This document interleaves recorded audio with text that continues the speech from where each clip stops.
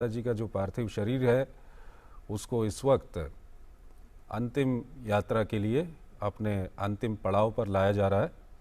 ये सीधे दृश्य आप देख रहे हैं। प्रधानमंत्री नरेंद्र मोदी खुद पार्थिव शरीर को कंधा दे रहे हैं, साथ में उनके परिवार के अन्य लोग भी वहाँ पर मौजूद हैं। वो दृश्य हम आपको दिखा रहे थे और ये जो दृश्य हैं ये सीधे दृश्य आप इस वक्त देख रहे हैं गांधीनगर से। अंतिम यात्रा के लिए हीराबेन के पार्थिव शरीर को इस वक्त लाया जा रहा है। प्रधानमंत्री नरेंद्र मोदी खुद कंधा दे रहे हैं। प्रधानमंत्री के जो भाई हैं वो भी यहाँ पर मौजूद हैं, परिवार के अन्य जन भी यहाँ पर मौजूद हैं। प्रधानमंत्री कुछ ही देर पहले गांधीनगर पहुँचे थे, उसके बाद वो अपने घर पर गए। उन्होंने पार्थिव शरीर को पुष्पांजलि अर्पित की और उसके बाद प्रधानमंत्री शव यात्रा में शामिल हुए। और इस वक्त ये सीधे दृश्य हम आपको दिखा रहे हैं। गुजरात के मुख्यमंत्री भूपेंद्र पटेल भी वहाँ पर मौजूद हैं और प्रधानमंत्री और उनके भाई और परिवार के जो अन्य जन हैं वो इस शव यात्रा में शामिल हैं और अपने अंतिम पड़ाव की ओर इस वक्त ये शव यात्रा चल रही है। और लगातार जो हम अपने विशेष मेहमानों से भी लगातार बातचीत कर रहे हैं। जब अभी हाल ही में प्रधानमंत्री नरेंद्र मोदी की माताजी हीराबेन ने 100 साल अपनी ज़िंदगी के पूरे किए, उनका 100वां जन्मदिन मनाया गया। उस वक्त पर प्रधानमंत्री की ओर से एक ब्लॉग लिखा गया था और उस ब्लॉग को आप अगर पूरा पढ़ते हैं तो उस ब्लॉग में काफ़ी अच्छी तरह से प्रधानमंत्री ने अपने माताजी का जो जीवन है, जो अपना बचपन है, जिन अभावों से, जिन संघर्षों से, जिन खूबियों में वो वक्त बीता, वो बचपन बीता और वो दौर था, उस दौर को जिस तरह से प्रधानमंत्री ने परिभाषित किया है वो बहुत कुछ कहता है। वो ये भी बताता है कि किस तरह से प्रधानमंत्री ने अपने बचपन से सीख ली है, अपने माताजी के जीवन से सीख ली है। फ़िलहाल ये सीधे दृश्य हम आपको दिखा रहे हैं। ये पार्थिव शरीर की जो अंतिम यात्रा है वो अपने अंतिम पड़ाव की ओर इस वक्त पहुंच चुकी है। यहाँ अग्नि को समर्पित किया जाएगा पार्थिव शरीर, जो ये आप सीधे दृश्य इस वक्त देख रहे हैं। प्रधानमंत्री नरेंद्र मोदी की माताजी हीराबेन का पार्थिव शरीर अपने अंतिम पड़ाव पर इस वक्त पहुंच चुका है और हिंदू सनातन रीति रिवाज के अनुसार जो भी कर्मकांड किए जाते हैं उनको यहाँ पर अंजाम दिया जा रहा है। और प्रधानमंत्री के लिए एक काफ़ी दुख का ये समय है, क्योंकि प्रधानमंत्री के जीवन में बहुत बड़ी प्रेरणा उनकी माताजी हीराबेन की रही है। जब जब प्रधानमंत्री गुजरात जाते थे, प्रधानमंत्री बनने के बाद वो अपनी माताजी से मुलाकात करते थे और वो तस्वीरें, वो दृश्य पूरे देश दुनिया के सामने आती थीं। और सबसे बड़ी बात यह है कि 100 साल की उनकी उम्र थी, लेकिन वो काफ़ी एक्टिव रहती थीं। कोरोना महामारी के दौर की हम बात करें तो प्रधानमंत्री की माताजी ने खुद सबसे पहले कोविड वैक्सीन लगाकर पूरे देश को एक उदाहरण दिया था। और उस उम्र में कोविड वैक्सीन लगाकर पूरे देश को एक ताकत मिली थी वैक्सीन के प्रति कि वैक्सीन लगाकर कोई नुकसान नहीं है। जब पूरी दुनिया में हम देख रहे थे तमाम देशों में वैक्सीन के प्रति कई नकारात्मक बातें सामने आ रही थीं और कई बड़े विकसित देशों में एक जनसंख्या का हिस्सा था जो वैक्सीन लगाने को तैयार नहीं था। ऐसे समय में प्रधानमंत्री की 100 साल की माताजी ने आगे बढ़कर खुद वैक्सीन लगवाई और पूरे देश को एक उदाहरण प्रस्तुत किया। और उसके बाद जब हम बात करते हैं हाल के विधानसभा चुनावों की, तो हाल ही में विधानसभा चुनाव संपन्न हुए हैं गुजरात में और हमने देखा कि प्रधानमंत्री की माताजी खुद पोलिंग बूथ पर पहुंची थीं। वहाँ पर जाकर उन्होंने वोटिंग की थी। लोकतंत्र के इस महापर्व में, जो महापर्व उस वक्त चुनावों का चल रहा था, उसमें उन्होंने हिस्सा लिया। या हम बात करें नोटबंदी की, उस वक्त के भी कुछ दृश्य सामने आए थे कि किस तरह से लाइन लगी हुई थी नोटों को बदलने की, और प्रधानमंत्री की माताजी भी उसमें सम्मिलित हुई थी। अनिल बंसल जी हमारे साथ बने हुए हैं और इस वक्त ये सीधे दृश्य हम आपको दिखा रहे हैं। हिंदू रीति रिवाज के अनुसार पार्थिव शरीर के अंतिम संस्कार की जो रस्म है वो वहाँ पर निभाई जा रही है। प्रधानमंत्री वहाँ पर मौजूद हैं, परिवार के अन्य सदस्य वहाँ पर मौजूद हैं। अनिल बंसल जी, सवाल ये है कि प्रधानमंत्री पद पर प्रधानमंत्री नरेंद्र मोदी हैं, और ऐसे पद पर अगर परिवार के सदस्यों को कई तरह की सहूलियतें मिलती हैं, परिवार के सदस्य जो एक सामान्य परिवेश होता है उसमें कम ही देखने को मिलते हैं। लेकिन हम अगर देखते हैं प्रधानमंत्री के परिवार को, उनके भाइयों के परिवार को, उनके माताजी के जीवन को, तो कभी ये लगा नहीं कि वो प्रधानमंत्री की माताजी हैं या उनके परिवार वो प्रधानमंत्री का परिवार है। बड़े सामान्य तौर पर ये लोग रहते हैं, और प्रधानमंत्री की माताजी की बात करें तो काफ़ी सादा जीवन उन्होंने जिया है। क्या कुछ कहेंगे?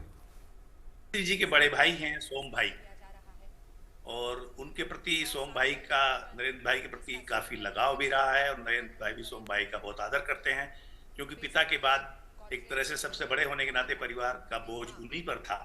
तो सोम भाई के घर जाने का मुझे अवसर मिला 2016 में, उनके प्रधानमंत्री बनने के बाद।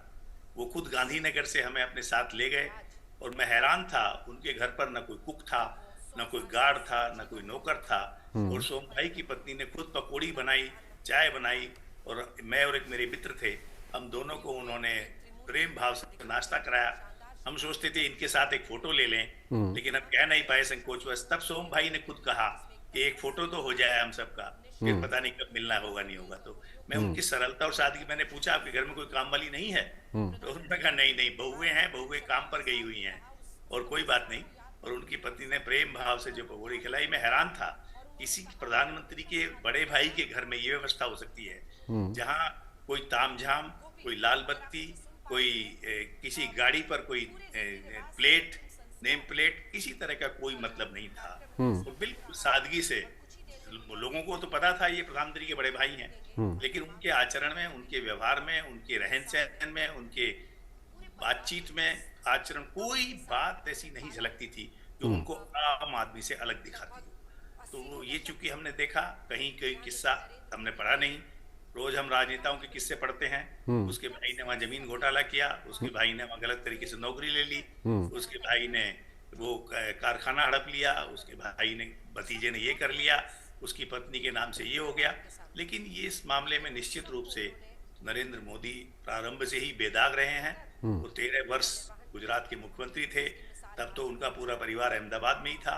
वहां कभी किसी ने कोई उंगली उठाने का उन्होंने अवसर नहीं दिया, और यहाँ भी, और उनके परिवारजनों ने भी अभी अपेक्षा नहीं की। मुझे लगता है ये सब जो हीरा बेन है, उन्हीं की सभी परिवार में, सभी पुत्रों में, सभी पुत्रियों को उनकी ये प्रेरणा रही, उनके संस्कार रहे। अन्यथा आप देखिए, परिवार में झगड़े होते हैं, एक भाई दूसरे भाई के लिए नहीं करता, तब झगड़े होते हैं, अपेक्षाएं होती हैं। मुझे लगता है उनके जो भाई बहन परिवार, उनका पूरा परिवार इतना संस्कारित है कि ये सब हीरा बेन के संस्कार थे, कि किसी ने अपेक्षा नहीं की, किसी ने लालसा नहीं की, किसी ने टिकट नहीं मांगा, किसी ने कहीं मनोनयन नहीं कराया, कोई किसी चीज की, किसी पट्टा, किसी जमीन, इस तरह की अपेक्षा नहीं की। तो ये एक बेदाग, जिसे गांधी जी कहते थे, सच्ची सेवा, निस्वार्थ जन सेवा, वही होती है। तो मुझे लगता है कि हीराबेन ने वो संस्कार दिए, जिस पर आज नरेंद्र मोदी जी खुद लगातार चल रहे हैं, और उनके बाकी परिवारजनों पर भी कोई किसी ने कभी उंगली नहीं उठाई, किसी ने टोका नहीं। तो मैं कह सकता हूं कि हीराबेन के संस्कार थे ये, जो नरेंद्र मोदी जी में भी हैं और उनके पूरे परिवार में हैं, और परिलक्षित होते हैं, और कोई उन पर आज तक उंगली नहीं उठा पाया। बिल्कुल। प्रधानमंत्री के ब्लॉग से जो उन्होंने जब 100वां जन्मदिन हीराबेन का था तो उस वक्त लिखा था, उससे कुछ लाइनें उन्होंने लिखा है कि आज भी जब मैं माँ से मिलता हूँ तो वो हमेशा कहती हैं कि मैं मरते समय तक किसी की सेवा नहीं लेना चाहती, बस ऐसे ही चलते फिरते चले जाने की इच्छा है। मैं अपनी माँ की इस जीवन यात्रा में देश की समूची मातृशक्ति के तप, त्याग और योगदान के दर्शन करता हूँ। मैं जब अपनी माँ और उनके जैसी करोड़ों नारियों के सामर्थ्य को देखता हूँ तो मुझे ऐसा कोई भी लक्ष्य नहीं दिखाई देता जो भारत की बहनों, बेटियों के लिए असंभव हो। अनिल बंसल जी, ये पूरे ब्लॉग को हम देखें तो प्रधानमंत्री जब अपनी माताजी के बारे में लिखते हैं तो वो लिखते हैं कि किस तरह से घर की छत टपकती थी, लेकिन उसको भी वो जब छत टपकती थी तो नीचे एक बर्तन रख देती थी और उसमें जो बारिश के समय में जो पानी जमा होता था बाद में उसका उपयोग भी कर लेती थी। तो वो जल संरक्षण का एक बहुत बड़ा उदाहरण प्रधानमंत्री उनके रूप में यहाँ पर देते हैं। उसके बाद वो बताते हैं कि किस तरह से उनको स्वच्छता काफ़ी पसंद थी। वो बताते हैं कि प्रधानमंत्री लिखते हैं कि किस तरह से जो सफाई कर्मी वहाँ पर आते थे वो किस तरह से उनसे नज़दीकी रखती थी और चाय पीने के लिए लोग इन्हीं के घर पर आते थे क्योंकि इनके घर पर उनको चाय मिलती थी। वो लिखते हैं कि किस तरह छुआछूत में भी उनका कोई भरोसा नहीं था। वो लिखते हैं कि किस तरह से जो आप चिड़ियाओं के लिए वो दाना रखती थी। कई सारी ऐसी, इसमें आप पूरा इसको आप पढ़ेंगे तो आज आप प्रधानमंत्री मोदी की जो सरकार है या प्रधानमंत्री मोदी का जो विज़न है उसको आप देखेंगे तो एक समानता पाएंगे। चाहे हम जल संरक्षण की बात करें, स्वच्छता अभियान की बात करें, किस तरह से जब उपले जलते थे, घर काला हो जाता था, धुआं जाता था, उसको हम आप उज्ज्वला के तौर पर देखें। किस तरह से जो प्रधानमंत्री का एक दृष्टिकोण रहा है, अनूठा और सराहनीय कदम था कि गरीब जो माताएं हैं, बहनें हैं, उनको मुफ्त गैस का सिलेंडर दिया गया।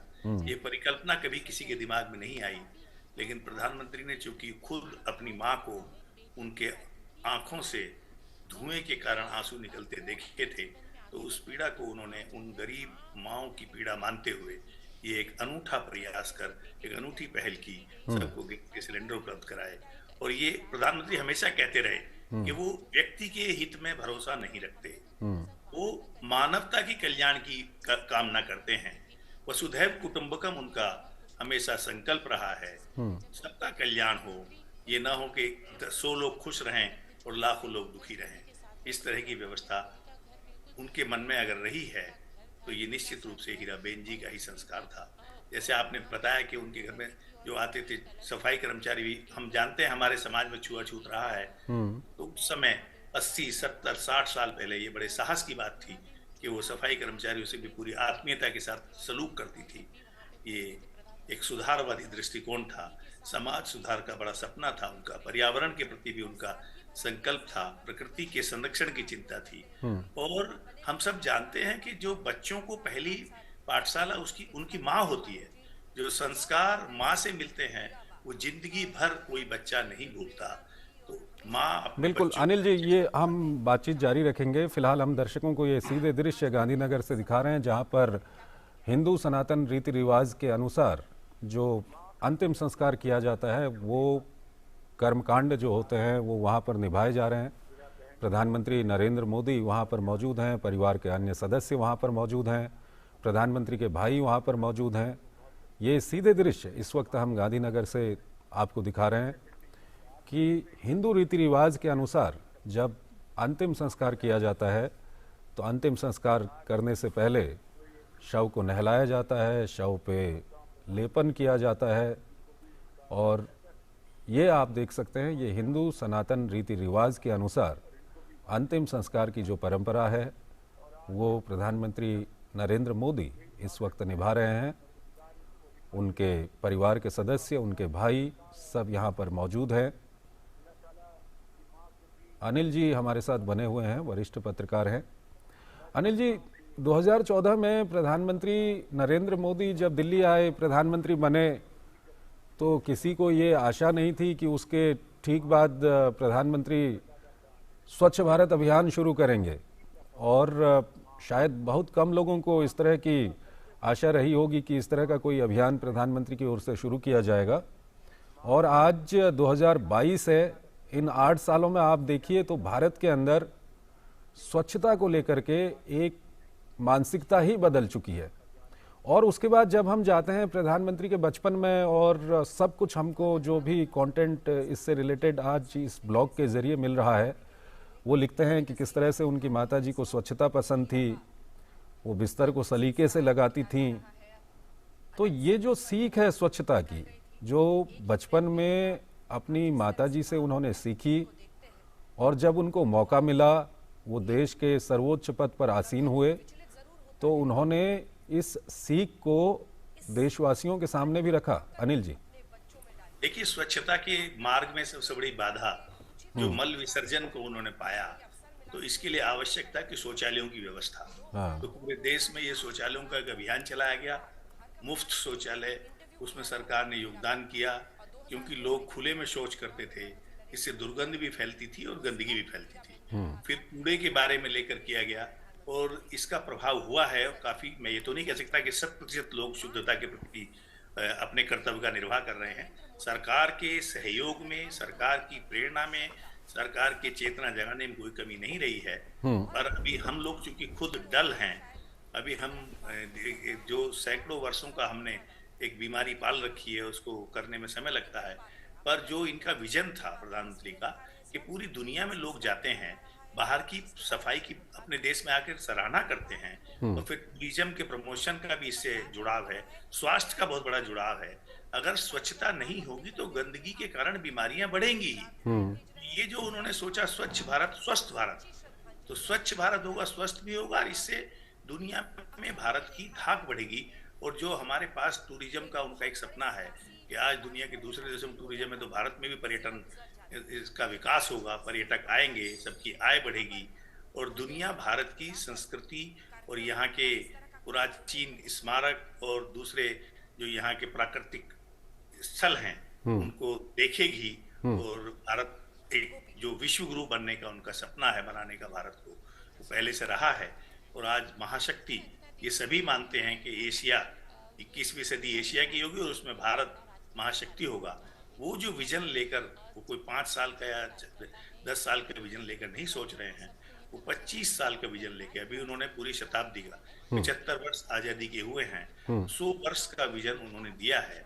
और निश्चित रूप से इसमें संदेह नहीं, जिस तेजी से हमारी अर्थव्यवस्था बढ़ रही है, कोरोना की महामारी के बावजूद और दुनिया विश्व में मंदी के बावजूद, भारत सारी दुनिया की नजर में आज केंद्र बना हुआ है।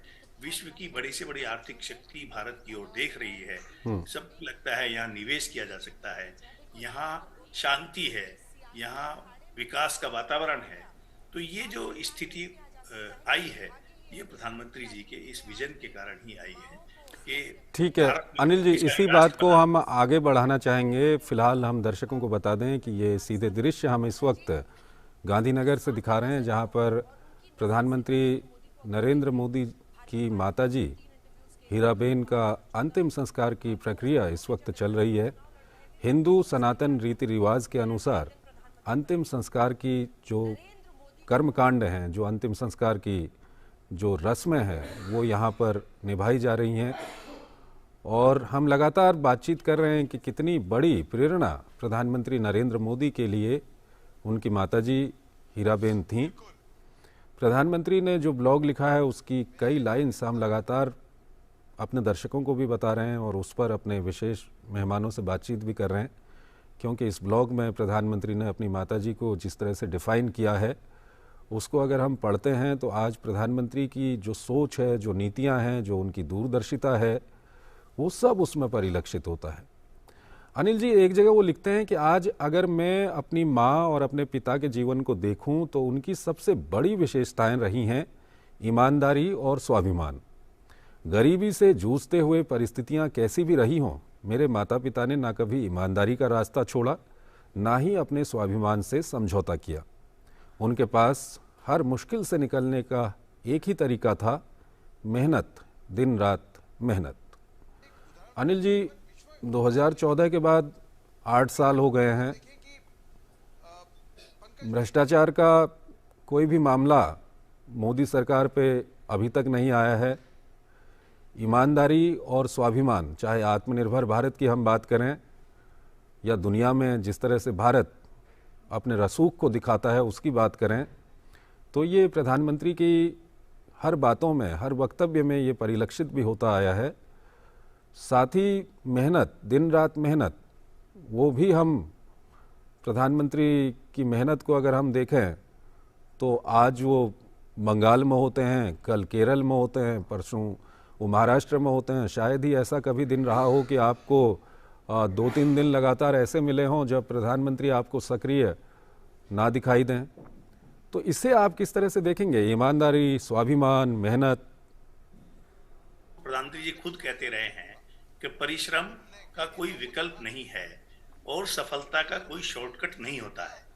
तो अपनी माँ से उन्हें ये परिश्रम की जो प्रेरणा मिली है, आज ठीक है इस अनिल जी, इस बात को हम जारी रखेंगे। फिलहाल ये सीधे दृश्य हम आपको दिखा रहे हैं। शव को अग्नि को समर्पित इस वक्त किया जा रहा है। प्रधानमंत्री नरेंद्र मोदी और उनके भाई, आप देख सकते हैं ये सीधे दृश्य। पार्थिव शरीर को अग्नि को समर्पित किया जा रहा है और हिंदू सनातन परंपरा, हिंदू रीति रिवाजों में मनुष्य अपने अंतिम वक्त पर, जो कहा जाता है कि पंच महाभूतों से ये शरीर बना हुआ है, और अपने अंतिम वक्त पर मनुष्य उन्हीं पंच महाभूतों में समा जाता है। ये वो दृश्य हम आपको दिखा रहे हैं जब पार्थिव शरीर को अग्नि को समर्पित किया जा रहा है। प्रधानमंत्री नरेंद्र मोदी और उनके भाई जो वहाँ पर मौजूद हैं, उनकी ओर से मुखाग्नि दी गई है और अब ये चिता को आग दे दी गई है। हिंदू सनातन परंपरा के अनुसार पंच महाभूतों से बना हुआ ये शरीर अंत में उन्हीं पंच महाभूतों में समा जाता है। ये दृश्य आप देख रहे हैं,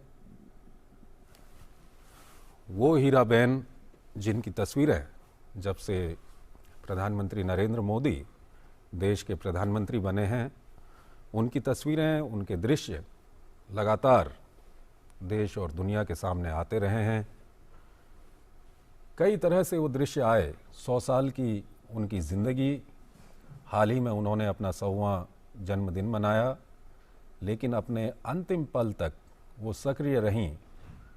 चाहे कोविड की वैक्सीन लगवाने की बात हो या हाल ही में संपन्न हुए गुजरात विधानसभा चुनावों में पोलिंग बूथ पर जाकर वोटिंग करने की बात रही हो, या नोटबंदी के दौरान हमने देखा था कि वो खुद लाइन में लगी हुई थीं आम जनता के साथ।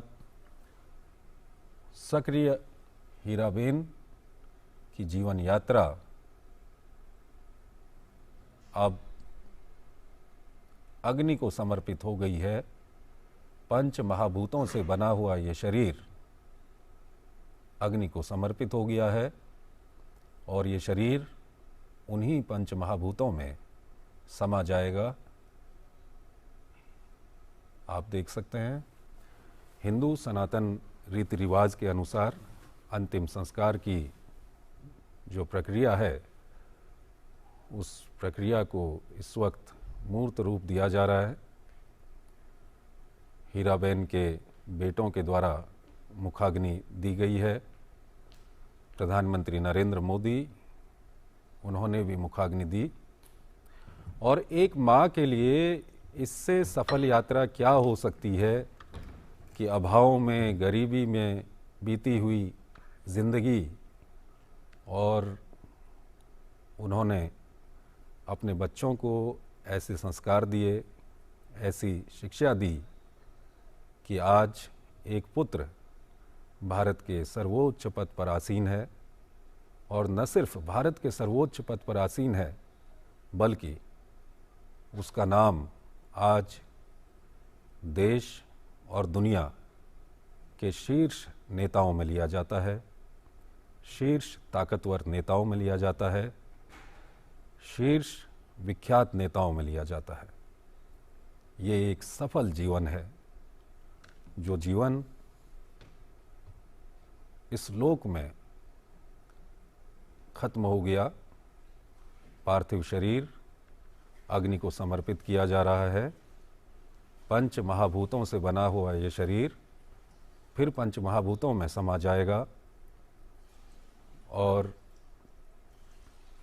हिंदू माइथोलॉजी के अनुसार आत्मा अमर रहती है, अजर रहती है, शरीर खत्म हो जाता है और पंच महाभूतों से बना हुआ ये शरीर यहाँ अग्नि को समर्पित कर दिया गया है और वापस ये शरीर पंच महाभूतों में समा जाएगा, लेकिन आत्मा अमर है, अजर है और वो आत्मा, उसकी सीख आज भी प्रधानमंत्री नरेंद्र मोदी के रूप में इस देश में मौजूद है और लगातार वो ज़िंदगी जिसने अपने जीवन का एक बड़ा हिस्सा संघर्षों में जिया, अभाव में जिया, गरीबी में जिया, लेकिन ईमानदारी के साथ जिया, स्वाभिमान के साथ जिया, मेहनत के साथ जिया, वो सीख जो उन्होंने अपने परिवार को दी, अपने परिवार के सदस्यों को दी और वो सीख जो प्रधानमंत्री नरेंद्र मोदी के रूप में आज हम लोगों के सामने है। और लगातार हम उस ब्लॉग की बात कर रहे हैं जो प्रधानमंत्री ने अभी कुछ ही महीनों पहले हीराबेन के 100 साल पूरे होने पर, उनके 100वें जन्मदिन पर लिखा था। उस ब्लॉग में लिखा गया है कि किस तरह से वो अभाव भरी ज़िंदगी में भी स्वाभिमान के साथ जीती थीं, स्वच्छता का जीवन जीती थीं, पक्षियों के लिए, जानवरों के लिए किस तरह से वो खाना रखती थीं और साथ ही साथ कोई स्वच्छता कर्मी, कोई सफाई कर्मी उनके घर के पास आकर सफाई करता था तो उसको भी पूरी इज्जत देती थीं और उस स्वच्छता कर्मी को पता होता था कि इसी घर में उनको चाय मिलेगी। उसके अलावा कई सारी विशेषताएं जो प्रधानमंत्री ने अपने ब्लॉग में लिखी है, उन विशेषताओं को अगर देखें तो वो आज प्रधानमंत्री के दृष्टिकोण के रूप में, प्रधानमंत्री नरेंद्र मोदी की सरकार के रूप में वो लगातार दिख रही हैं। चाहे हम अंत्योदय की थीम के साथ जो योजनाएं हैं, जन धन योजना की हम बात करें, महिलाओं के लिए उज्ज्वला गैस सिलेंडर की हम बात करें, उसके अलावा स्वच्छ भारत की हम बात करते हैं, जल संरक्षण की हम बात करते हैं, हर नीति में कहीं न कहीं उस नेतृत्व ने, प्रधानमंत्री नरेंद्र मोदी ने जो अपने बचपन में सीखा है, जो उनकी माताजी से उनको प्रेरणा मिली है, हर योजना में वो भाव परिलक्षित होता है। और जैसा कि अभी हम उस ब्लॉग के हिस्से को भी आपको पढ़कर सुना रहे थे, वो लिखते हैं कि आज अगर मैं अपनी माँ और अपने पिता के जीवन को देखूं तो उनकी सबसे बड़ी विशेषताएं रही हैं ईमानदारी और स्वाभिमान। गरीबी से जूझते हुए परिस्थितियां कैसी भी रही हों, मेरे माता पिता ने ना कभी ईमानदारी का रास्ता छोड़ा, ना ही अपने स्वाभिमान से समझौता किया। उनके पास हर मुश्किल से निकलने का एक ही तरीका था, मेहनत, दिन रात मेहनत। और अग्नि को समर्पित कर दिया गया है ये पार्थिव शरीर, पंच महाभूतों से बना हुआ। और हिंदू माइथोलॉजी में शरीर खत्म होता है, आत्मा नहीं खत्म होती। पंच महाभूतों से बना हुआ ये शरीर अग्नि के ज़रिए फिर उन्हीं पंच महाभूतों में मिल जाएगा, लेकिन आत्मा अमर है और साथ ही साथ वो सीख, वो प्रेरणा भी अमर है। और वो प्रधानमंत्री नरेंद्र मोदी के रूप में हमारे पास मौजूद है। हीराबा की दी हुई शिक्षाएं, हीराबा की दी हुई सीख, हीराबा के जीवन से जो प्रेरणा मिली है, जो प्रधानमंत्री ने अपने जीवन में अभाव, गरीबी, संघर्ष देखा है, आज वो इन्हीं कारणों से देश को भी समझते हैं और अपनी इस तरह की नीतियां बनाते हैं।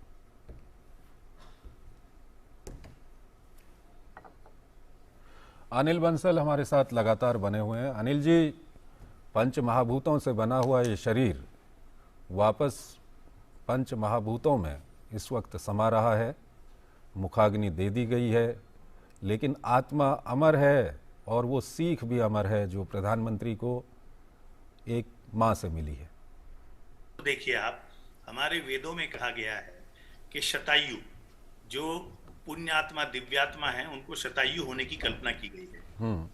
हीराबेन शतायु हुई, जो जीवन के 4 हमारे वर्ण हैं, ब्रह्मचर्य, गृहस्थ, वानप्रस्थ और सन्यास, उन सबको उन्होंने जिया, पूरे स्वस्थ जीवन जिया, कमजोर अंगों के बावजूद वो किसी पर आश्रित नहीं रही, अपने रोजमर्रा के काम खुद ही कर लेती थी। तो ये एक आदर्श जीवन है। कोई दिव्यात्मा पुण्यात्मा को ये जीवन मिलता है।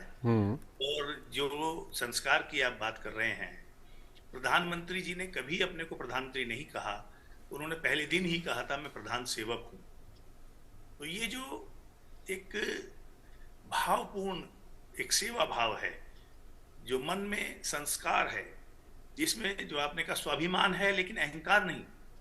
कई बार स्वाभिमान और अहंकार में बहुत महीन रेखा होती है, लेकिन ये स्वाभिमान है, ये अहंकार नहीं। ये स्वाभिमान है जो सेवा का भाव रखता है जी। ये स्वाभिमान है जो अहंकार की तरह दमनकारी भाव नहीं रखता। तो ये जो बड़ी बात है, जो संस्कार है, ये एक दिव्यात्मा पुण्यात्मा होने का प्रमाण है कि उन्होंने शतायु जीवन पाया और उनकी सब संतान अच्छी हैं, और इतना एक पुत्र उन्होंने दिया। जैसे हम कह सकते हैं स्वामी विवेकानंद को हम याद करते हैं, तो किसी न किसी रूप में जो हमारे प्रधानमंत्री जी हैं, उनमें मैं विवेकानंद का स्वरूप देखता हूँ। उन्होंने राष्ट्र भक्ति, अपने संस्कार, अपनी संस्कृति, अपनी मानवता, इसके कल्याण को ही अपने जीवन का मिशन बनाया है और लगातार उस पर आगे बढ़ रहे हैं जी। जन सेवा, जन सेवा, मानव मात्र की सेवा, जन कल्याण, अभावग्रस्त लोगों की चिंता, ये एक नेता से और क्या अपेक्षा कर सकते हैं आप लोकतंत्र में। एक लोकतांत्रिक व्यवस्था में किसी भी नेता का यही सच्चा मिशन और संकल्प हो सकता है कि वो लोगों की गरीबी को, पीड़ा को, अभाव को, कष्टों को खुद जीता हो, महसूस करता हो, उसके बारे में संवेदनशील हो। और ये भाव हम लगातार देख रहे हैं कि कोई ऐसा अवसर, चाहे कश्मीर में बाढ़ आई हो, चाहे सीमा पर लड़ते हुए जवान हों, किसी को प्रधानमंत्री ने ये एहसास नहीं होने दिया कि वो उनकी संघर्ष भरी जिंदगी को समझ नहीं रहे हैं, या उसको जानते नहीं हैं, या उसको पहचानते नहीं हैं, या वो कोई उनसे अलग हैं। प्रधानमंत्री हैं तो वो कोई विशेष दर्जे वाले हैं, जो सीमा पर जवान लड़ रहा है उसका कोई अलग दर्जा है। ऐसा कोई भाव, ऐसी कोई सोच उन्होंने कभी डेवलप नहीं होने दी। तो यही बात है कि आप देखिए आज देश में जो हमारे फौजी हैं, वो किसी भी जाति के हों, किसी भी बिरादरी के हों, किसी भी पार्टी को वोट देते हों, आखिर वो भी वोट देते हैं। लेकिन ये बात सब, किसी भी फौजी से आप बात करिए, वो कहेगा कि जो स्वाभिमान, जो आत्मसम्मान हम आज महसूस कर रहे हैं, वैसा हमने अतीत में कभी नहीं किया। इसमें कोई दो राय नहीं है। बिल्कुल अनिल जी, प्रधानमंत्री का जो सफ़र रहा है उसमें एक बड़ा महत्वपूर्ण दौर रहा है। प्रधानमंत्री अपने घर से चले गए थे, रामकृष्ण मिशन मठ चले गए थे, उसके बाद उन्होंने पूरे भारत में कई जगह दौरा किया। तो उसको लेकर के वो लिखते हैं कि मैंने जब घर छोड़ने का फ़ैसला कर लिया तो उसे भी माँ कई दिन पहले ही समझ गई थी। मैं माँ पिताजी से बात बात में कहता ही रहता था कि मेरा मन करता है कि बाहर जाकर देखूं दुनिया क्या है। मैं उनसे कहता था कि रामकृष्ण मिशन के मठ में जाना है। स्वामी विवेकानंद जी के बारे में भी उनसे खूब बातें करता था। माँ पिताजी ये सब सुनते रहते थे। ये सिलसिला कई दिन तक लगातार चला। एक दिन आखिरकार मैंने माँ पिता को घर छोड़ने की इच्छा बताई और उनसे आशीर्वाद मांगा। मेरी बात सुनकर पिताजी बहुत दुखी हुए। वो थोड़ा खिन्न होकर बोले, तुम जानो, तुम्हारा काम जाने। लेकिन मैंने कहा कि मैं ऐसे बिना आशीर्वाद घर छोड़कर नहीं जाऊंगा। माँ को मेरे बारे में सब कुछ पता था ही। उन्होंने फिर मेरे मन का सम्मान किया। वो बोली कि जो तुम्हारा मन करे वही करो। हाँ, पिताजी की तसल्ली के लिए उन्होंने उनसे कहा कि वो चाहें तो मेरी जन्मपत्री किसी को दिखा लें। हमारे एक रिश्तेदार को ज्योतिष का भी ज्ञान था। पिताजी मेरी जन्मपत्री के साथ उनसे मिले। जन्मपत्री देखने के बाद उन्होंने कहा कि उसकी तो राह ही कुछ अलग है। ईश्वर ने जहाँ तय किया है वो वहीं जाएगा, इसके कुछ घंटों बाद ही मैंने घर छोड़ दिया था। तो आप एक, अनिल जी, एक माता को देखिए ना, आप माँ की जो ममता होती है वो काफ़ी कठोर होती है, और जब कोई पुत्र माँ से दूर जाता है तो ऐसा बहुत कम होता है कि माँ उसका समर्थन कर रही हो, और यहाँ आप देखिए पूरा समर्थन माँ की ओर से पुत्र को। नहीं, अगर माँ के अंदर भी भाव है, जन सेवा का भाव है, मानव कल्याण का भाव है, तो फिर वो जरूर चाहती है। ऐसी माएँ होती हैं, अतीत में भी हुई हैं, और हीराबेन भी उसी श्रृंखला की कड़ी हैं, कि जो चाहती हैं कि उनका पुत्र सिर्फ निहित स्वार्थ तक, परिवार तक, माँ बाप तक ही सीमित न रहे, मानवता मात्र की सेवा करे, राष्ट्र की सेवा करे, समाज की सेवा। और जब वो शुरू से कहते रहे हैं कि स्वामी विवेकानंद से वो प्रभावित थे, बचपन से प्रभावित थे, तो उसी मार्ग पर वो एक तरह से आगे बढ़े और सेवा का रास्ता उन्होंने अपनाया, और मानव मात्र और समाज की कल्याण की कामना की, उसी राह पर आगे बढ़े। अपने लिए कुछ नहीं सोचा, अपने लिए जमीन जायदाद, मकान, दुकान, फैक्ट्री आवंटन, कोयला खदान, ये सब चीजें उनके स्वप्न से दूर रही, क्योंकि उनका तो एक ही मिशन हमेशा रहा है, और वो है देश की सेवा, समाज की सेवा, राष्ट्र की सेवा, राष्ट्र को विश्व में सर्वोच्च स्थान दिलाना, इस भारत माता के उत्थान की कामना करना, उसको सफल करना, उसको साकार करना, और उसी राह पर वो लगातार बढ़ रहे हैं। तो माँ का तो इसमें योगदान है ही। कौन माँ अपने बेटे को इस तरह से निकलने देती है? वो लाख जतन करती है, पर माँ ने भी सोचा होगा कि बेटा अगर कुछ अलग अनूठा इसके अंदर प्रतिभा है और करना चाहता है, तो मैं क्यों इसके मार्ग की बाधा बनूं? और ये एक छोटा रास्ता छोड़कर बड़े रास्ते की तरफ जा रहा है। तो माँ दूरदृष्टा थी, उन्होंने सोच लिया कि जा रहा है तो जाने दो, अच्छी राह पर जा रहा है, किसी खराब राह पर नहीं जा रहा है। तो ऐसी माँ को हम सत सत नमन करते हैं। धन्य है ऐसी माँ जिसने ऐसा पुत्र दिया। ठीक है अनिल जी, इस वक्त ये सीधे दृश्य हम आपको, दर्शकों को दिखा रहे हैं गांधीनगर से, जहां पर प्रधानमंत्री नरेंद्र मोदी की माताजी के पार्थिव शरीर का इस वक्त अंतिम संस्कार किया जा रहा है। पार्थिव शरीर को अग्नि को समर्पित कर दिया गया है। ये सीधे दृश्य हम आपको दिखा रहे हैं। अनिल जी, हम ये जानना चाहेंगे कि अब जब हीराबेन इस दुनिया में नहीं है, प्रधानमंत्री के लिए कितना बड़ा एक खालीपन इसको आप कहेंगे? देखिए, माँ तो माँ ही होती है, चाहे वो जिस उम्र में दुनिया से जाए। माँ का बिछुड़ना एक निजी आघात, निजी क्षति, बहुत बड़ी क्षति किसी भी संतान के लिए होती है। और जो हमारे प्रधानमंत्री हैं, वो तो हमेशा कहते रहे हैं कि उनके जीवन निर्माण में तो सबसे बड़ा योगदान उनकी माँ का ही रहा है, उनकी प्रेरणा स्रोत रही हैं। और वो कुछ उनसे मांगती नहीं थी।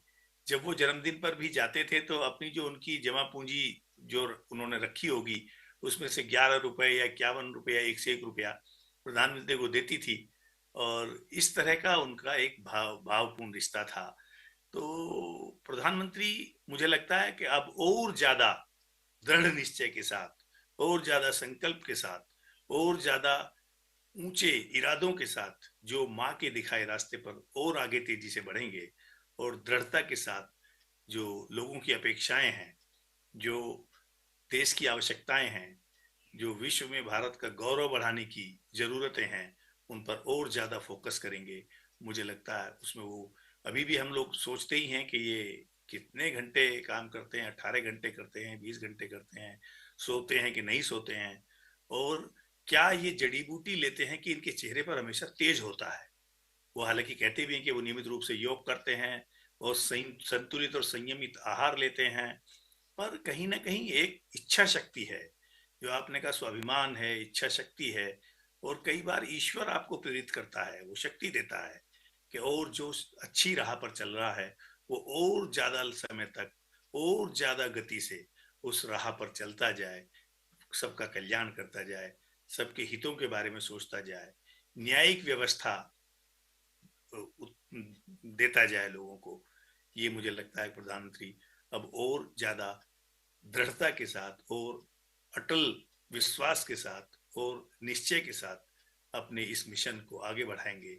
अपनी माँ की जो उनसे अपेक्षाएं थी उन्होंने उनको पूरा किया है और भी पूरा करेंगे, और एक अच्छा महसूस करेंगे, सुकून महसूस करेंगे कि माँ ने मुझसे जो अपेक्षाएं की थी जब मैं घर छोड़कर निकला था, तो मैंने माँ को निराश नहीं किया। मैंने माँ की अपेक्षाओं, कल्पनाओं को मूर्त रूप देने में कोई कसर बकाया नहीं छोड़ी। मुझे लगता है वो कोई इससे, ये उनके लिए आघात है, पर इससे वो उबर जाएंगे और ज्यादा प्रेरणा लेते हुए अपने रास्ते पर दृढ़ता के साथ आगे अपना संघर्ष जारी रखते ही रहेंगे। मुझे इसमें कोई संदेह नहीं है। माध्यम से अभी दर्शकों को दिखा रहे हैं, ये दृश्य काफ़ी भावपूर्ण है। ये एक ऐसा क्षण होता है जो हर किसी के जीवन में आता है, और ख़ास तौर पर इस वक्त जो आप महसूस कर पा रहे होते हैं उसे शब्दों में बयां करना बहुत बहुत मुश्किल होता है। और आँखों से हम देख पा रहे हैं कि किस तरह से प्रधानमंत्री के लिए ये पल भले ही बेहद कठिन हो, लेकिन जिस सोच, जिस तप, जिस योग, जिस कर्तव्य निष्ठा के साथ उन्हें बड़ा किया गया है, उसका प्रतिबिंब हम लगातार देख पा रहे हैं। और जैसा कि हमेशा कहा जाता है, आत्मा अजर है, अमर है, ना शस्त्र से काट सकता है, ना पानी से गला सकता है। और सबसे अहम बात यहाँ पर ये है अनिल जी कि हमेशा ये कहा जाता था, हम बचपन में सुनते आए हैं कि जो व्यक्ति पंच तत्व में विलीन हो जाता है वो एक तारा बन जाता है, और ऊपर से आपके उस हर कृत्य को देखता है जिसे देख कर उसे सुख की अनुभूति होती है, जिसका जिक्र आप कर रहे हैं कि जिस कार्य और कर्तव्य पथ पर प्रधानमंत्री चल पड़े हैं आज, जिसे वो पूरा करेंगे आने वाले वर्षों में, कहीं ना कहीं इससे जो उनकी माताजी हैं उनकी आत्मा को शांति अवश्य मिलती हुई। आत्मा मरती नहीं है जी, वो निश्चित रूप से उनकी माँ स्वर्ग से भी ये एक संतोष महसूस करेंगी कि जिस राह पर मैंने बेटे को चलाया था वो उससे तनिक भी भटका नहीं, बल्कि मेरी अपेक्षाओं से कहीं अधिक उसने मेरी इच्छाओं को, अपेक्षाओं को, मेरी कामनाओं को, मेरी जो अभिलाषाएं थी उनको पूरा किया, और मानव मात्र की, समाज की सेवा में अपना जीवन लगाया। न्यायपूर्ण व्यवस्था के बारे में सोचा, अभावग्रस्त लोगों के बारे में सोचा, दीन दुखियों की चिंता की, और यही लोकतंत्र की एक सबसे बड़ी गारंटी होती है जो कोई नेता अपनी जनता को दे सकता है, जिसके बारे में वो निरंतर सोचते हैं, उसको योजनाएं बनाते हैं, लागू करते हैं, फिर उनके क्रियान्वयन की निगरानी करते हैं, और फिर परिणाम को भी अपने सामने पाकर संतोष महसूस करते हैं। अनिल जी, क्योंकि जिन दृश्यों को हम दिखा रहे हैं ये भावपूर्ण तो हैं ही, साथ ही साथ इस वक्त बहुत सी भाव प्रधानमंत्री के मन में चल रहे होंगे, क्योंकि जिस तरह के व्यक्तित्व को हीराबा ने गढ़ा उसका प्रतिबिंब हम आज देख पा रहे हैं, तो बहुत कुछ उनको याद आ रहा होगा अपने बचपन से जुड़ा हुआ। हालांकि कई बातें उन्होंने अपने ब्लॉग में भी साझा की हैं, लेकिन वो पहला स्पर्श, वो पहला खाना खिलाना, किस तरह से उन्हें उनके इस विचार पर विश्वास था कि अगर वो घर छोड़कर जाना चाहते हैं तो कुछ अलग सोचा है ईश्वर ने उनके लिए, ये सब उनको स्मरण हो रहा होगा। और इसीलिए कहा जाता है कि सभी रिश्ते एक तरफ, और जो एक बच्चे का माँ से रिश्ता होता है क्योंकि वो नाल से जुड़ा होता है, वो सर्वोपरि, सर्वोच्च और सबसे उसका एहसास ही अलहदा है। हम सब जानते हैं माँ की ममता का कोई दूसरा सानी नहीं होता। माँ खुद अभाव में रहकर अपनी संतान को रात भर जागती है, उसको, उसके मलमूत्र को साफ करती है, सब कुछ करती है, क्या अपना उसको दूध पिलाती है, खुद अभाव में रहती है। तो दूसरी ये तो सब माएँ करती हैं, पर हीराबेन ने जो संस्कार दिए नरेंद्र मोदी जी को कि अपने परिवार के बारे में नहीं सोचना है, हमने अभाव में जीवन जिया है, तो जो हम जैसे हजारों लाखों करोड़ों लोग अभाव का जीवन जी रहे हैं उनके बारे में सोचना है, सबको अपना परिवार मानना है। तब देखिए आप 14 साल मुख्यमंत्री, 13 साल मुख्यमंत्री रहे, 8 साल से प्रधानमंत्री हैं, माँ ने तो कभी नहीं उन पर कोई दबाव नहीं बनाया कि मुझे भी सुख सुविधाएं चाहिए। प्रधानमंत्री के लिए क्या सुख सुविधाएं संभव नहीं होती, मुख्यमंत्री के लिए क्या सुख सुविधाएं संभव नहीं होती। उन्होंने तो कोई नौकर चाकर, सिक्योरिटी गार्ड, कोई किसी तरह की कामना कल्पना नहीं की। सब जानते हैं प्रधानमंत्री के परिवार को हर सदस्य के लिए एसपीजी सुरक्षा की कानूनी व्यवस्था है, उसमें कोई दुरुपयोग नहीं है। लेकिन उन्होंने कभी, मैं उनके बड़े भाई के घर गया था 2016 में, जी जी। वहां एक नौकर तक नहीं था घर में काम करने वाला। सोम भाई की पत्नी ने हमको चाय बनाई, पकौड़ी खिलाई बना के अपने हाथ से 3-4 बजे शाम को। तो ये ये जो जो आप बात कह लगाव रहे हैं ना अनिल जी, ये जो बात कह रहे हैं ये काफ़ी अहम है, क्योंकि किस तरह से सादगी और उच्च विचार के साथ जीवन जीने की जो कला हीराबेन ने सिखाई वो हमने सभी में देखी। जिस तरह से आप बता रहे हैं उनके जो बड़े भाई हैं, आपने उनके जीवन का भी जिक्र किया, हम प्रधानमंत्री को खुद देखते हैं। हमें आज भी याद है कि जिस वक्त प्रगति मैदान के टनल का उद्घाटन किया गया था, वहां पर जरा सा कचरा पड़ा था तो प्रधानमंत्री ने खुद अपने हाथों से उठाया। यानी कि जिस सादगी, जिस उच्च विचार का हम जिक्र कर रहे हैं, वो उनको उनकी माताजी से प्राप्त हुआ और लेश मात्र भी घमंड नहीं था उनमें। वो हमेशा से ये कहती रही कि मैं सिर्फ निमित्त मात्र हूं, और ये कहना अपने आप में उनको और उच्च पदवी और उच्च स्थान देता है किसी की भी नजर में। देखिए, उनके किसी परिवार के सदस्य ने, किसी उन माँ भाई बहन, किसी ने किसी सरकारी सुविधा के बारे में सोचा ही नहीं। जो अपना जिस तरह का जीवन जी रहे थे उसी तरह का जीते रहे। और खुद प्रधानमंत्री जी ने भी अपने लिए कि उनको कोई धन संग्रह करना है, कोई जमीन जायदाद इकट्ठी करनी है, कोई खान का पट्टा लेना है, कुछ और करना है, कोई फैक्ट्री में हिस्सेदारी करनी है, ये सब उनकी कल्पना से परे की चीजें थी। उन्होंने हमेशा, माँ ने जो संस्कार दिया कि जी। मानवता की सेवा करनी है, गरीबों की, दीन दुखियों की सेवा करनी है, बड़ा काम करना है। विवेकानंद उनके प्रेरणा स्रोत रहे हैं प्रधानमंत्री जी के, माँ की प्रेरणा रही है। उस देश को स्वच्छ भारत बनाना है। तो ये कितना बड़ा मिशन था कि कितने शौचालय, करोड़ों शौचालय देश में बनाए गए। क्योंकि हम जानते थे कि जो बीमारी फैलती है उसमें एक बड़ा कारण गंदगी का भी होता है। और ये सब बड़ा मिशन उन्होंने बिल्कुल। सोचा। अनिल जी, आप हमारे साथ बने रहिएगा। हमारे साथ हमारे वरिष्ठ सहयोगी अशोक श्रीवास्तव जी जुड़े हुए हैं। अशोक जी, ये जो तस्वीरें हम अभी देख पा रहे हैं, बेटे के लिए काफ़ी दुखद क्षण, और ये एक ऐसा पल है जिसमें कई तरह की भावनाएं उमड़ती हैं। जिस तरह से उनकी माताजी ने बड़े ही साफ शब्दों में कहा था, काम करो बुद्धि से, जीवन जियो शुद्धि से, और जिस तरह का जीवन वो जी कर गई हैं वो सबके लिए प्रेरणा। अशोक जी, मुझे नहीं लगता कि इतिहास में बहुत सारी माओं का जिक्र होता है, शिवाजी की माँ की जिक्र है। और हम कि कैसे एक माँ एक बेटे को गढ़ती है, एक बेटे को संस्कार देती है। एक माँ सबसे बड़ी गुरु होती है, क्योंकि पहली जो पाठशाला है किसी भी बच्चे की वो उसके घर में लगती है, और माँ जो है उनकी सबसे बड़ी शिक्षक होती है। आप देखिए कि मुझे नहीं मालूम इतिहास में हीराबा को कैसे याद रखा जाएगा, लेकिन मैं ये मानता हूँ, आज सुबह सारी चीजें जब स्मरण कर रहा था तो मुझे लगा कि इससे बड़ा प्रेरणादायी जीवन क्या हो सकता है। आप सोचिए, एक माँ जिसने अपने बच्चे को पालने के लिए कितना संघर्ष किया, दूसरों के घरों में जाकर बर्तन मांजे, पानी भरा, मेहनत मजदूरी की, और उसी माँ ने फिर अपने एक बेटे को दुनिया के सबसे बड़े लोकतंत्र का प्रधानमंत्री बनते देखा। आखिर इससे बड़ा जीवन क्या हो सकता है? इससे बड़ा प्रेरणादायी जीवन क्या हो सकता है? न सिर्फ भारत के जन जन के लिए, भारत के लोकतंत्र के लिए, बल्कि मैं कहता हूं पूरे विश्व के लिए इससे बड़ा प्रेरणादायी जीवन क्या हो सकता है?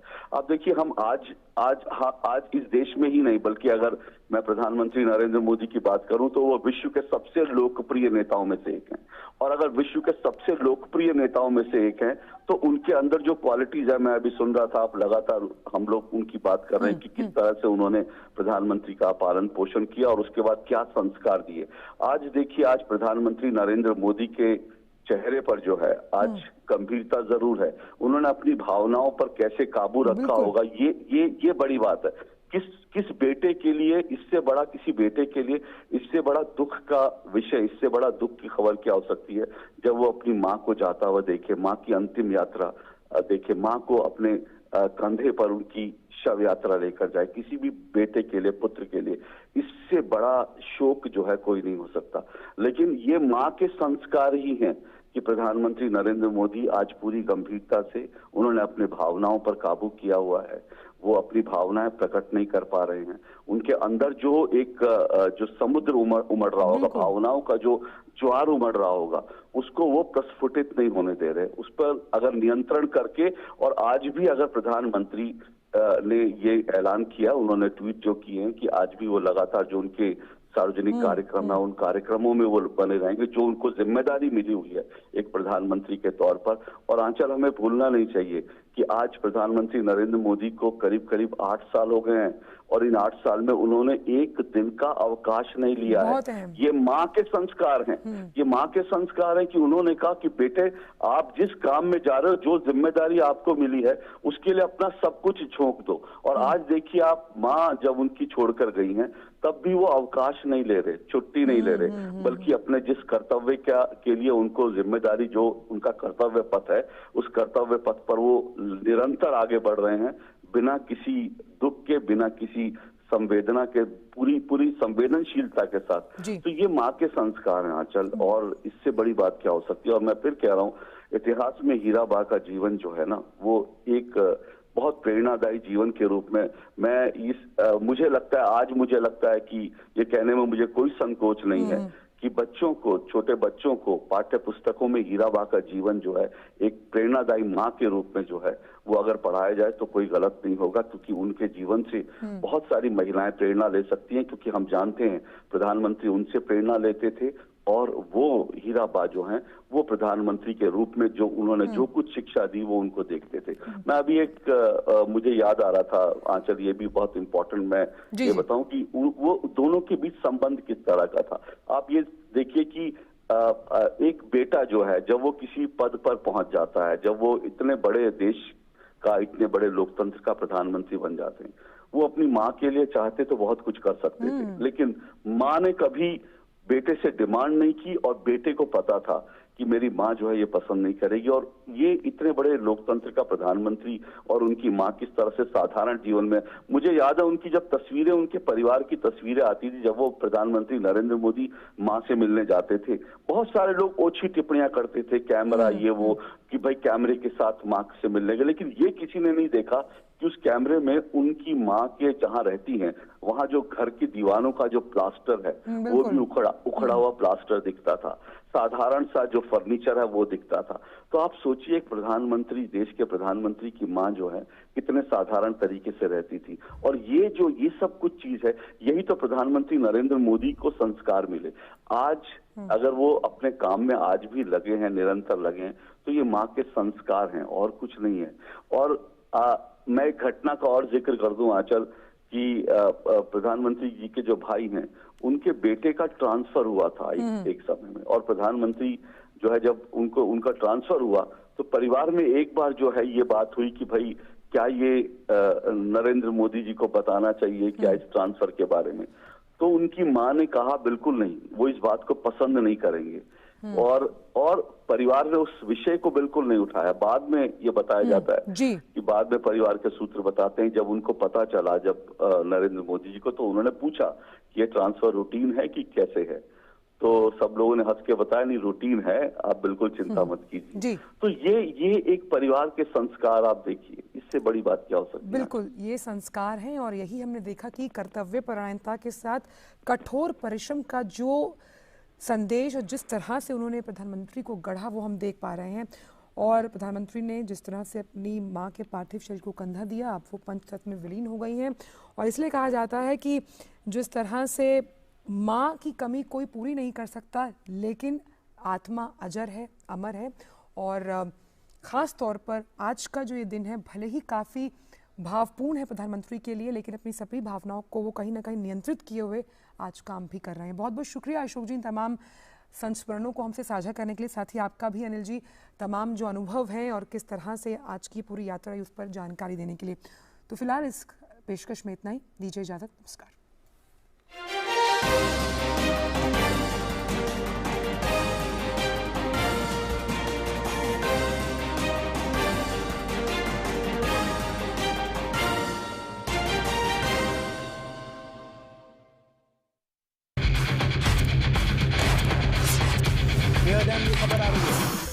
ब्रेकिंग न्यूज की रेस से हटकर हम लेकर आते हैं आपके लिए सार्थक, सकारात्मक और प्रेरणादायी खबरें। खबरें सिर्फ हादसे नहीं होते, खबरें अच्छी भी होती हैं जो देती हैं हौसला, बढ़ाती हैं आत्मविश्वास। मुश्किल वक्त में भी जब लोगों ने दिखाया कुछ कर गुजरने का जज्बा, हम लेकर आते हैं अपने इस खास कार्यक्रम में आम लोगों के जज्बे की कहानियाँ। देखिए मेरे साथ गुड न्यूज जज्बा इंडिया का।